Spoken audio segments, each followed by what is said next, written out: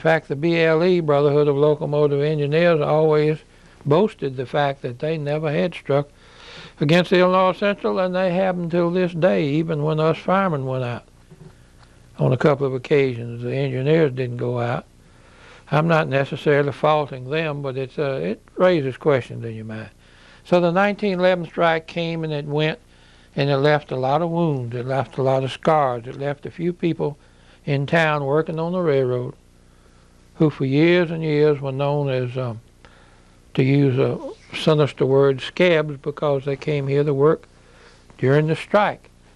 Well, during the strike could have been any time within 5 years after 1911, and a lot of it is unfair.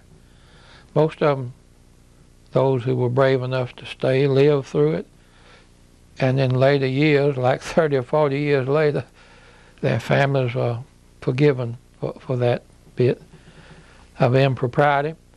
But still, the railroad itself as an institution is a going organization. It's making money.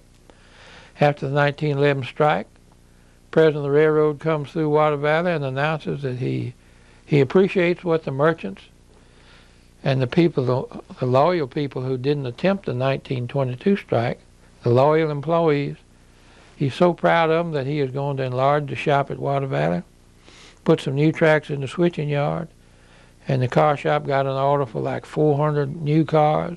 Big business. The mayor and the board of aldermen in Water Valley are delirious with happiness because the future is assured. And soon we've got paved streets and paved sidewalks and electric lights all up and down the street. Railroad company pays a lot of taxes. Railroad company has a big light bill. They go electric about 1900, in the early 20s, and pay a flat rate of $500 a month until they can get a meter big enough to meter the amount of electricity they're getting.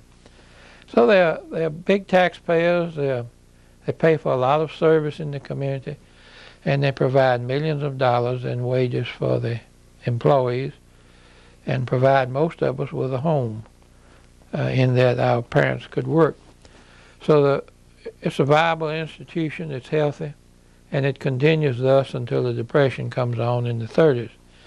And then for several years into the Depression, everything on the railroad works on seniority. The people with longer years of service and more seniority, as we call it, the fellow with the long whiskers, he still had a good job. He still worked regular.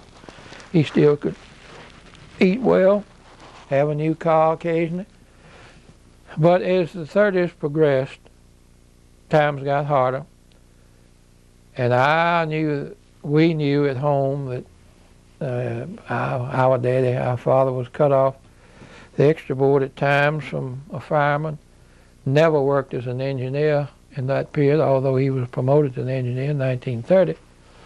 But it got worse and worse. More and more hobos showed up every morning after 74 went north, came into the yard. There'd be hobos all over town. Sometimes as many as 25 or 30 would unload in this small railroad community. And I guess the Depression could be measured in the number of hobos that came in on 74, as far as we were concerned.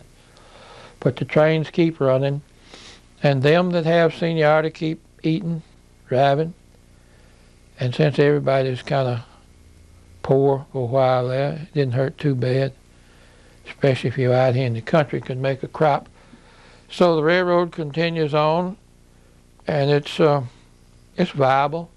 It's good business. World War II comes along and picks it up out of the slump, and business is booming again. Young men, begin to hire young men to go to work in all of the offices and in the transportation department. So a job on the railroad, again, is considered a good thing.